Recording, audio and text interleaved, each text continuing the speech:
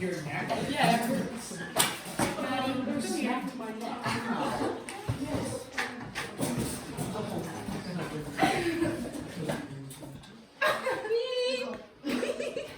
Mr. Olsen, do you want to know something about secrets?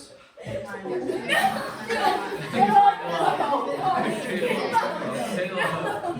know what secrets do? Take a guess. Until further notice. Do you know why I'm a leader from my youth group? Go.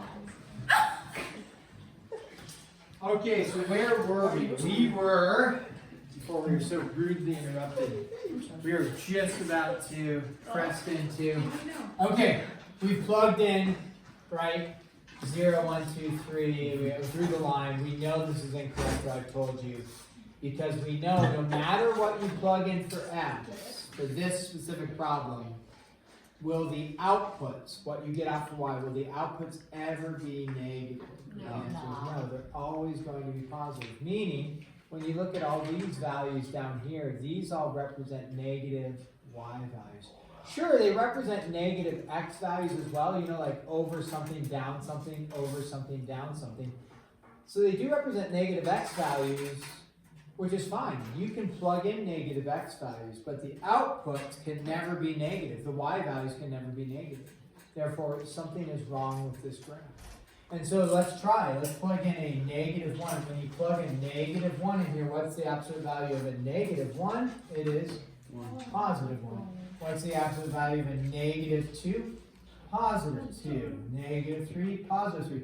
So what we should have done, I'll do it in green here maybe, is we say, okay, I should have gone negative 1 instead of going down 1. I should have gone up 1, negative 2, up 2, negative 3, up 3. And so there we see what the graph should have done is once it got to 0, 0, which was accurate, it should have gone up that way. So we would have to say, oh, that part is actually wrong right there. Incorrect. So there you'd have your absolute value graph. So in general, absolute value graphs will always make some sort of kind of V shape. Okay, so some sort of V shape. Now, not every absolute value graph is going to intersect at the origin like this and go up. And not everyone is actually going to be above the x-axis. They actually can go below. Meaning, okay, we will have some problems. Let's do another one here. Let's graph this. F of x, here we go. F of x, this is number 2, is equal to absolute value of x minus 3. So now we have this minus 3 thing going. Okay, well, let's see what happens here. So we will make a set of numbers. We recognize that plugging in some negatives was actually helpful for us, right? To see what happens. So we would start with negatives. Plugging in 0 was usually always helpful, and then plugging in some positives. So let's start with this. And you'll notice that in this case, it was helpful to get some negatives that allowed us to see what the graph does. So if you don't plug in enough, you'll be like, oh, I don't see what the graph is actually doing. So let's start with this. Let's start with a negative 4. Whatever. These won't take too long. So mental math, hopefully we can do it. Absolute value of negative 4 is 4. 4 minus 3 is 1. Plug in a negative 3. Absolute value of negative 3 is 3. 3 minus 3 is 0. Absolute value of negative 2. What's the absolute value of negative 2? Absolute value of negative 2 is 2. 2 minus 3 is negative 1. Our output now is negative. Is that okay? Yeah, it's going to be okay. Because that is subtracting 3 on the outside. So then we go to negative 1. What do we get out? Negative 2. You plug in 0, absolute value is 0. You get out a negative 3. You plug in 1. This is interesting. Plug in 1. What do you get back out? Plug in 1. You get back out a negative 2. You plug in 2. You get a negative 1. You plug in 3. You get out 0. You plug in 4. You get out 1. And now we're seeing some of the same numbers, right? 1, 0, negative 1, negative 2, negative 3, negative 2, negative 1, 0, 1. These are starting to see some of the same numbers. So the book is actually going to say, and some of them give, I think it says choose 7 ordered pairs. That's a lot of ordered pairs, right? But you're trying to see what the pattern looks like. And so let's go ahead and graph this and see what we get. We plugged in a negative 4, we outputted 1. You plugged in a negative 3, you outputted 0. A negative 2, you outputted negative 1. A negative 1, you outputted, that's right. A negative 2, you outputted a negative 3, you got out 0. I'm sorry, you plugged in 0, you outputted a negative 3. You plugged in 1. Oh, what happens? You plugged in 1. What is our graph starting to do? It's going back up. 3 is 0, 4 is 1. Okay. And so now we see, oh, the graph, connect the dots, like this. So this is actually the exact same graph, right, except this was green and blue. So maybe, you could erase that part that we realized was wrong. You see the V-shaped graph. This is the same graph, except it does what? This one, the vertex is right at the origin. Then it does what? It moves it down. How many? 3. Interesting. So now, what if I gave you this? We'll call this 3. Let's say f of x is equal to absolute value of x minus 5. If you had to, without doing any ordered pairs, if you had to make a guess at what this graph looked like, I know we haven't done tons of them, right? But we just analyzed what this graph is to go to here. What do you think this graph might look like? Go ahead, draw a quick sketch of what that graph might look like without doing any ordered pairs. Let's say, okay, I'm going to draw a sketch and see what it looks like based off of what we just analyzed on number 2. And if you're unsure, that's okay, because it's new material. But you might say, okay, and then check with your cheat mate. Look at your cheat mate and say, hey, and your cheat mate just has like a curve, and you're like, wow, we've been drawing lines, and you did a curve. That's weird.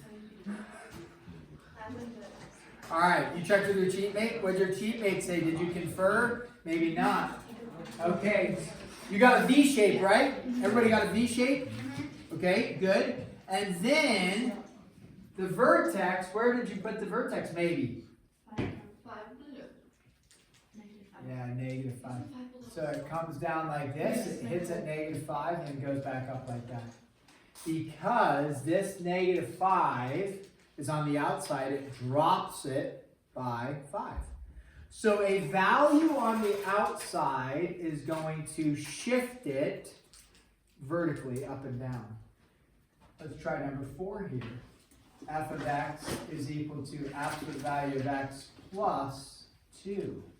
Interesting. Now we just changed it to plus 2. Of course, we could do an XYT chart for all of these, no problem, right? We could do an XYT chart. What do you think the plus 2 does? Let's just ask this. It moves it up 2. You bet. So this is going to take this graph, and the vertex now is up 2. And we go like this, and we go like that. So a value on the outside is going to shift it up, or it's going to shift it down, one of the two. So if it's a negative 5, it shifts it down 5. Now, we're shifting, we say shifting what? We're shifting the original y equals absolute value of x where the vertex is at 0. Okay, let's try this one though. What happens if I have f of x is equal to absolute value of x minus 3 on the inside? Interesting. Okay, let's go ahead and do, you're like, okay, we could try to graph it and say moving up and down and things like that. The issue is, where is the, over here, the negative 3, minus 3 was on the outside. Here, the minus 3 is on the inside. So if you look at this, are we ever going to get out negative y values? Are your outputs ever going to be negative? You're taking the absolute value of everything, so are you going to get any negatives out? No. Let's do a little x, y, t chart. Let's start at negative 4.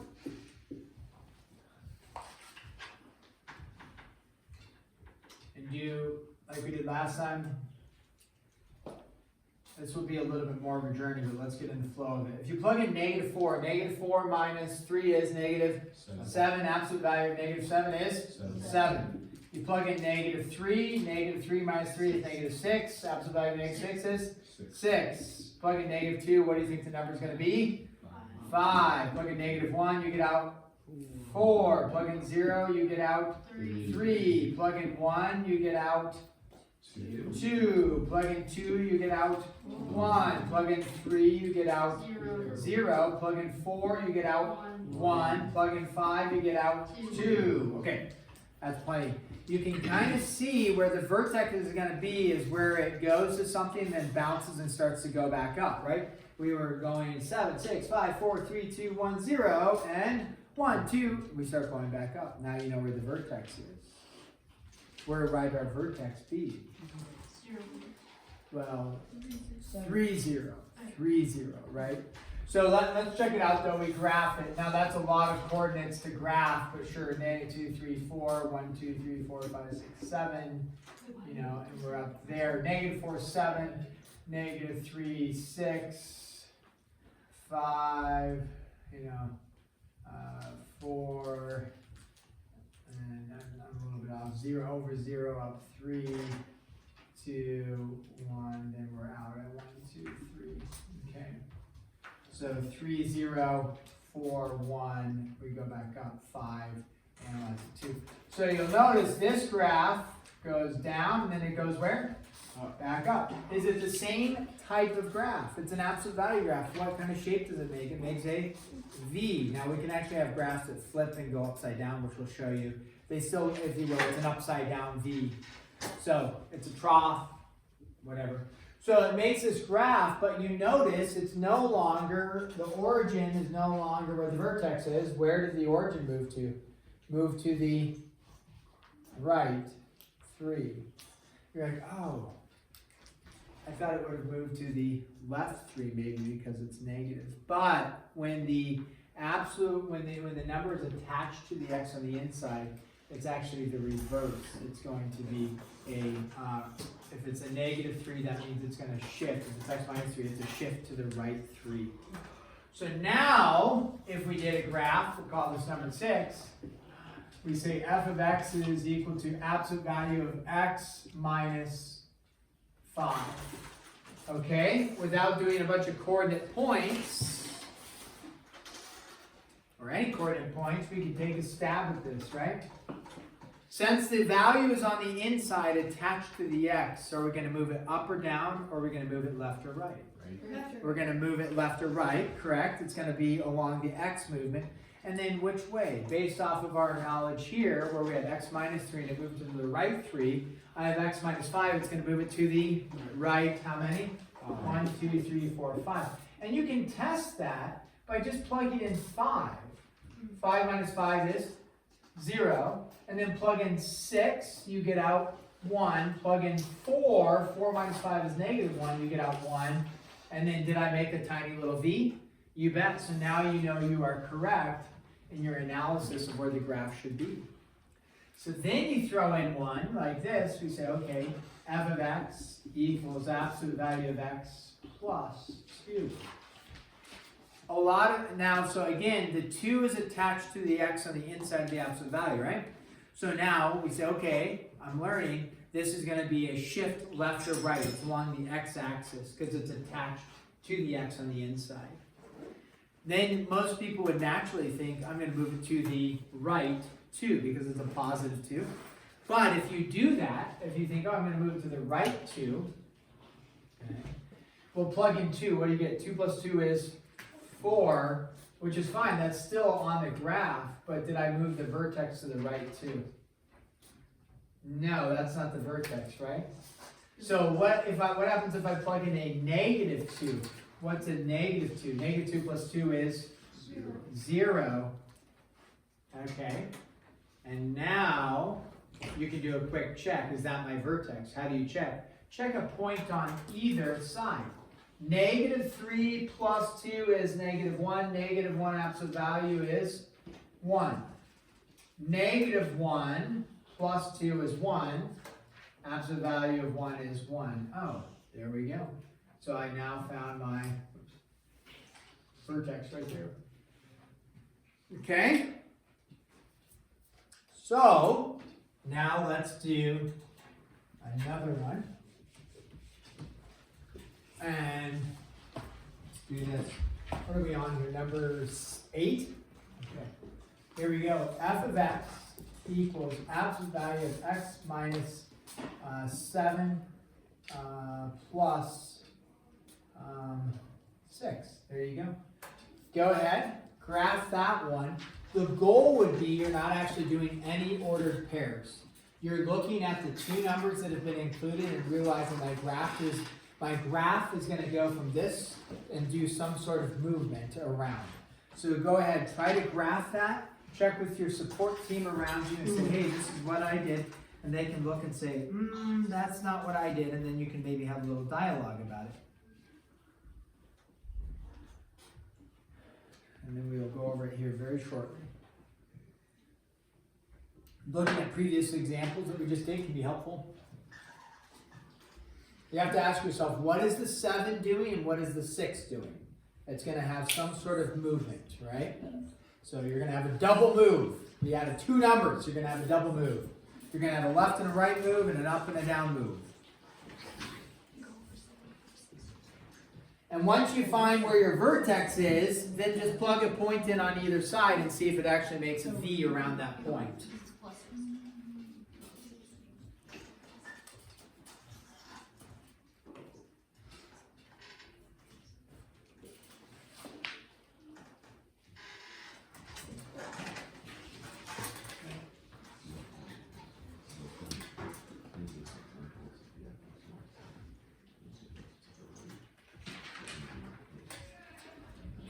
That's interesting. They don't even bother with that. Huh.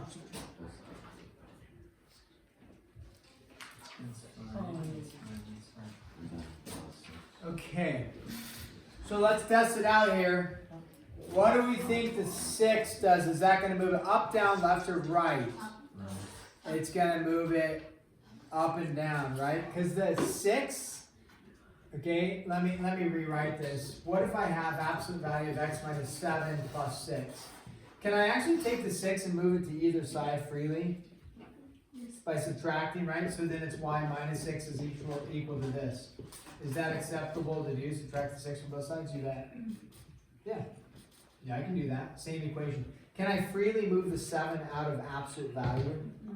Can't do that. Whether you do that or not, I'm telling you, you can't move the 7 in and out of the absolute value. It's stuck in there. So the 6, although it is on the x side, right? You're like, oh yeah, the 6 is on the x side. We actually can move it back over and attach it to the y. So the 6 on the outside is actually associated with the y. The y is a vertical axis, so the 6 is going to have a vertical change up or down. So then we look and we say, okay, based off of our previous problems, a plus 6 is going to take my, remember where my origin was right there? It's going to move it then where? Up 6. Now, if I put the dot there, I'm wrong because what does the 7 do? The 7 is going to do a left or right switch. And so, but I move the whole graph up to 6, but don't put a dot, you're not done yet. And then what do? Does the x minus 7 move to the right or does it move to the left? Right. Moves it to the right.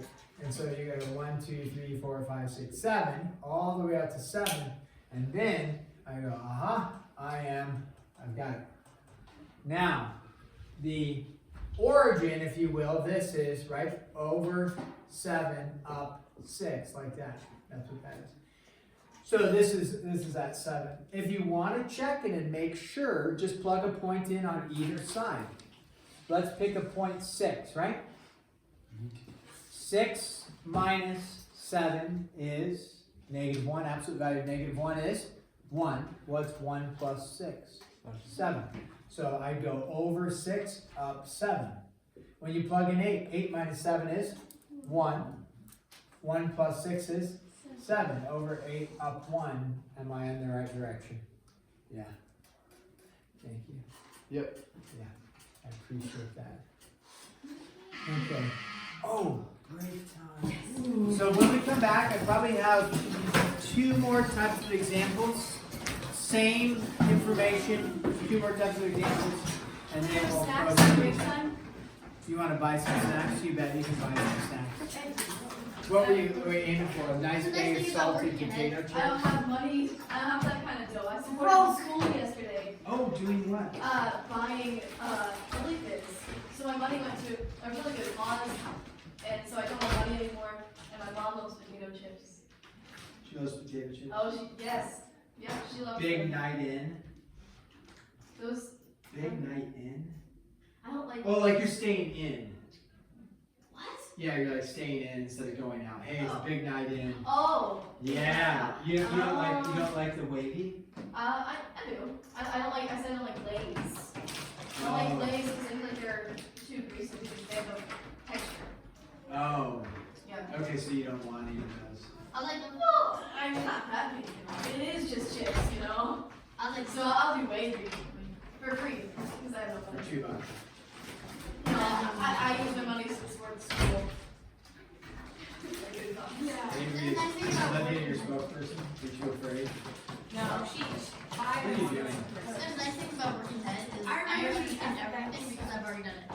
I understand it now more than I was We won't analyze you. Wait, no, I didn't. It has it. We won't analyze your cheese eating. Oh my word. We said we weren't going to analyze it. Everybody spent the first like 10 minutes analyzing my eating of cheese. Plus, I think it's gross to like have your fingers all over your food. Like, just eat it. Like, why is like taking the time to like string? Well, no, you just. Because you're one straight part. one at a time. You don't Then it's like slobbered all over your face. You're trying to eat these little strings. Yeah, You're yeah, sticking you up just your don't- nose and. How Yeah, about you actually, say that you just Plus, I don't like that. I like cheese, but I don't like string cheese anyway. I have a very, Get out. I have a very expensive palate, despite my family not being able to support me. Because we can't have this thing. What? Oh. I love the paper that's outside your door that says just solve it. I love that picture because it looks like you if you were really into drugs because you're like absolutely gone. It like no, you can't see it from here. But it said just solve it. Did you hear the flamethrower that you had last year? For the flies? Did you get it? Flamethrower? Or I don't know, like Yeah, it does look tough. What? Because I used to go back. well, are you not allowed to use it this year or you can't see the fly this year? We killed one earlier this year. Oh, you should do it in this class. I really want We to gotta see. get a fly. I gotta release some. Fishing? I'll go buy some flies. Yeah, I'll go buy some. And like let them loose in the Wait, are we class. talking about fishing? No, we're talking about burning flies with the torch. Yeah. Is that legal? I mean, it's kind of like making your own bomb. How would you No, it's not making a bomb. There.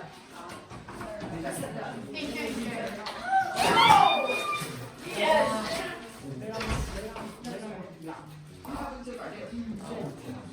What? How's it going? Great. Just payback from last year. Paper?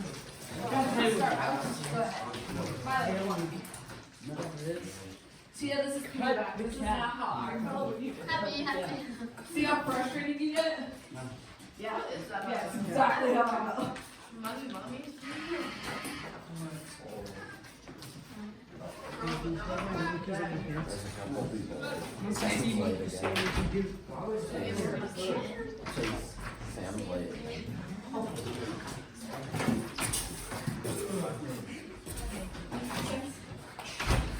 Oh, I thought you were going to say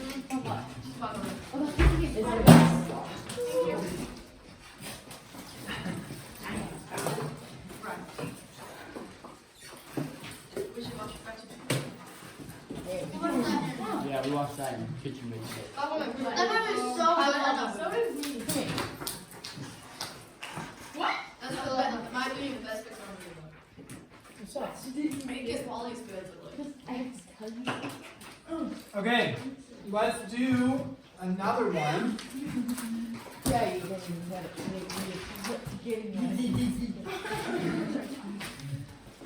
it. And what happens when we have, here I have this, okay, number 9, y equals, okay, 3/4 absolute value of x. Oh, goodness. So what's different about this is,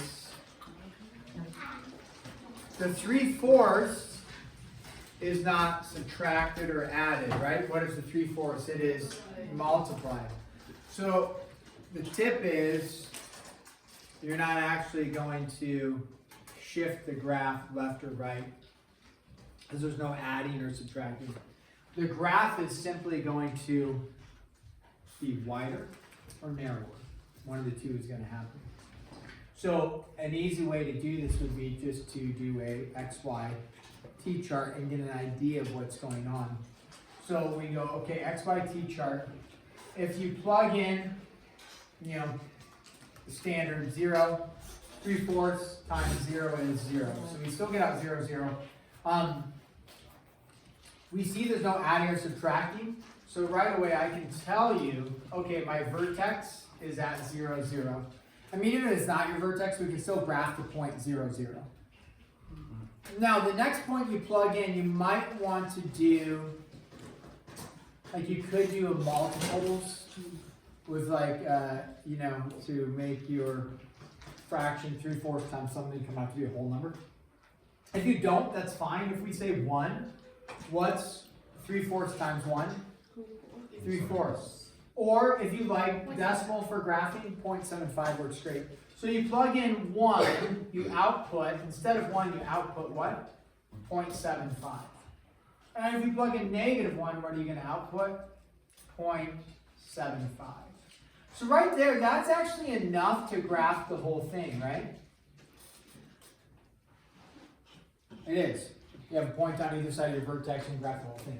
If we come back over here and look at the original graph, just y absolute value of x, you'll notice before you plugged in over 1, you got out 1. Here, it's kind of hard because it's just only 0.75. But you plugged in 1, you got out 0.75. Plugged in -1, you got out 0.75. What is going on with my graph? Is it going to be wider or is it going to be narrower? No, I mean, It's going to be wider. wider. So when you multiply by a fraction less than 1, because you can multiply by, you know, 9 halves, which is a fraction, but when you multiply by a fraction less than 1, it's going to make the graph wider. If you had a graph y equals 2 absolute value of x, we're not multiplying by a fraction less than 1, we're multiplying by 2. What is it going to make the graph? Narrower, right? And so you look at this, it would be before you plugged in 1 and you outputted 1. Now when you plug in 1, you're going to output 2. And then a -1, you're going to output 2. So my graph becomes much narrower. And you could compare that to like over here. You know, you plug in 1, you output 2, -1, you output 2. My graph becomes narrow compared to the original graph. So we've analyzed 3 things now. Well, 4, I guess. You have your original absolute value of x graph, which I've now messed up with a narrow and a wide, but you know what it looks like. We then tacked on shifting our graph up or down. So that's our second thing we did. Then we had left or right. That's our third thing we did. And then now we talked about whether my graph is going to be narrow or wide. So there's really, you have your base graph and then 3 different types of things that can happen from there. A shifting up or a shifting down. Now, that's the graphing part. They will ask you a couple other types of unique questions based off of this stuff. And that's what I just want to make sure to cover. Just a couple questions that they're going to ask that aren't graphing. And they're going to state this. It's going to say, write a function rule for each translation of y equals absolute value of x. And then this is number 11 here, and they're going to give you up 3. Okay. So they're going to give you something like this. What they want you to do is they want you to take your absolute value, y equals absolute value of x graph. You're not going to graph it. They want you to take the original function, y equals absolute value of x, and then they want you to make it look like, I've erased most of them, but something new. They want you to write a new function based off of the knowledge that the graph is moving which direction? Up 3.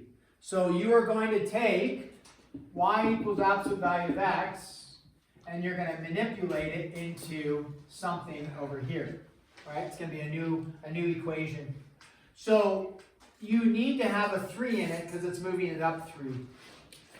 So the question, there's kind of 4 options, if you've been following. Our 4 options are this: y equals x plus 3, y equals x minus 3, y equals x plus 3, y equals x minus 3. Meaning a 3's got to get involved in it, right? And it's either going to be a positive or a negative. I guess there could be even more options where you say like x plus 3, like that. But we know it's only doing one thing. There's only one 3 involved. It's not up 3, right 3. So let's not include all that nonsense. Okay, if it's moving it up 3, does our 3 occur attached to the x or on the outside of the x? If it's moving it up 3, is it going to be attached to the x or on the outside? It's going to be on the outside. I'm hearing most people say outside, so we eliminate those two. And then if it's moving it up 3, is it going to be plus 3 or minus 3 for our vertical change? Plus 3. So we say, got it, absolute value of x plus 3. Okay? So then they're going to give you something like this. They're going to say down 4, and then they're going to say left 2.5. Don't panic about that it's 2.5. It doesn't matter that it's a decimal. You just plug in 2.5.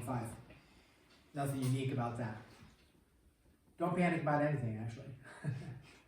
Just do the work. So now write a new equation. This is your base, y equals absolute value of x, and then you got to figure what the 4 and the 2.5 should do.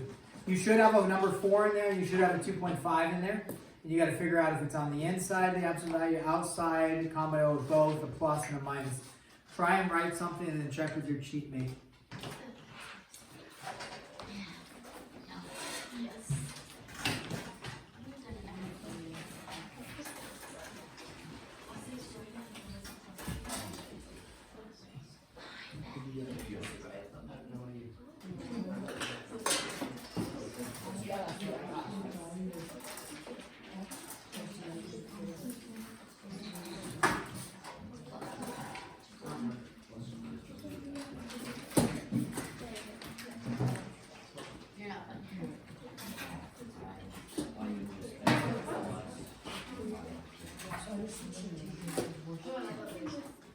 Okay?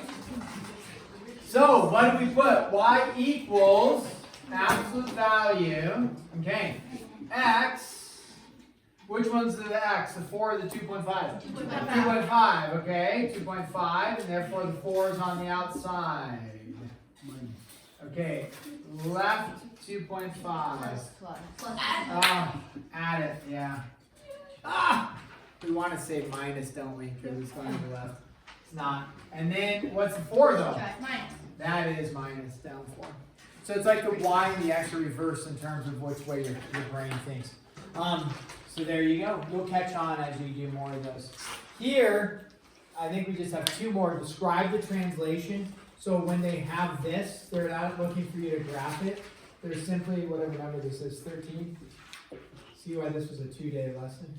A lot going on. So all they're looking for you to do here is, you're not actually graphing it, you're just saying, you're going to fill in. You're going to say up or down something. You don't actually write up or down. You're going to pick one. And then you're going to say left or right something. So you're going to say up or down, you choose, and then left or right, you choose, and then how much is the movement. So you choose, quickly write down, it goes, hey, I think it goes up, you only have two numbers, 7 or up 1, or it goes down 7, down 1, you choose, okay? So write what you think it is, and then check it with your cheat mate, and then we're going to do one more. On the test, does it matter if you write like left, right, up, down first? Right, step. Yeah. No.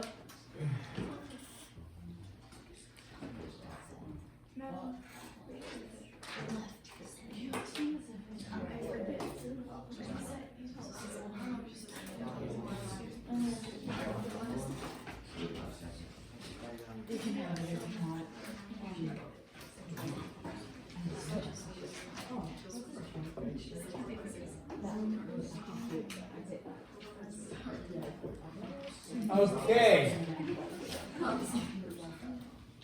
So does the graph go up or down? Up! Very good. 1 or 7? 1. Okay, does the graph move left or right? Left. How many? 7. Okay, this is what we've already been doing. I'm just going to give you one more for us to practice, and then we're done. F of x, which we all know is the same thing as y. There you go. This just says use translations to graph, meaning you're translating the graph and moving it from one spot to another, right? And so rather than doing an XYT chart, you're just going to move the vertex and then draw the lines. And that's what we've been doing with most of these lately anyways.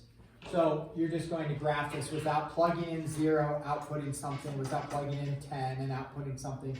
You're just going to say, where's my vertex? And then I'm graphing it from the vertex. Because these two numbers define where your vertex is. See if you can find where your vertex is and graph it without doing an XYT chart at all. So you know the original graph that we were basing everything off of is off of the 0, 0. It looks like that. Now you just got to figure out when I'm moving it left, right, up, or down, and then I'm graphing it from there.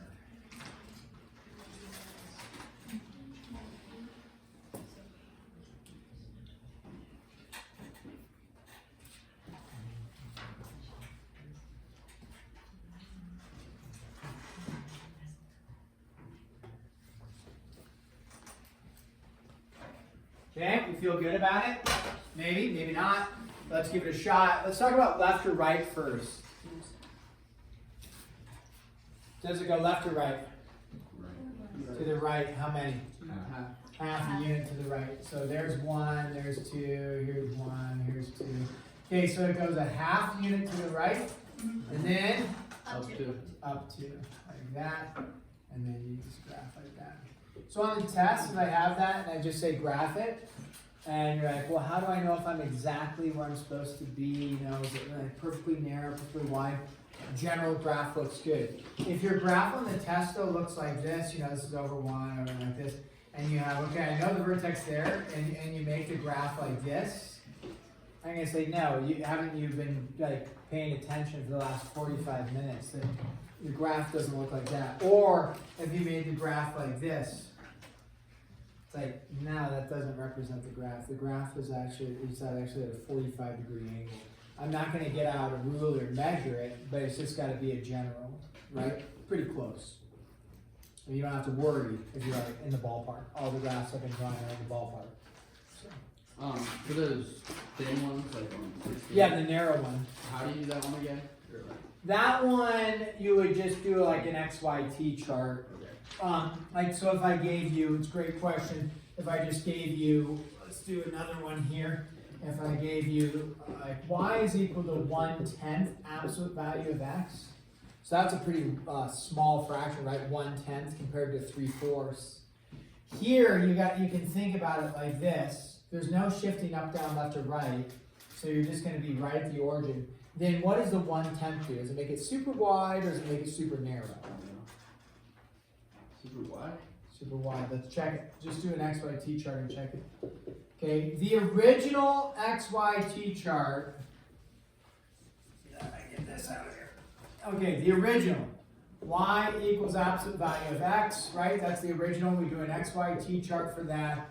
You plug in -1, you output 1, 0, 0, 1, 1, right? That's the original. And your graph looks like over 1, up 1, like this. Right? That's the original. Here, so if you will, the original, let me do the original just like in a dotted. That was our original in the dotted. That's not this graph, that's the original graph. Something about like that. It's a little off, but something like that. Now, when you plug in a -1, absolute value of -1 is 1. 1 times 1/10 is, you can do it in decimal form. What's 1 times 1/10? What do you mean? 0.1. So now when you go to graph it, we'll do it in green. I was over 1, I used to go up 1 on the original, now I'm only going up 1/10, which is about there. And when you plug in 1, so I do different colors here, plug in 1, 1 times 1/10 is 0.1, like that. Alright. Therefore, what do you get? Your graph is what? Super wide. Okay. And then if this was the number 10, right?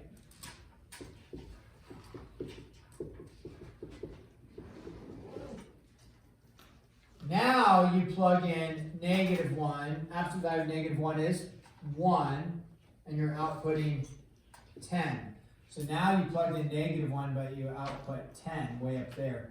What is your graph going to do? Be very what? Yeah. Narrow in comparison. Okay. Okay? Okay. I do have graph paper. People like graph paper. You don't need to use graph paper.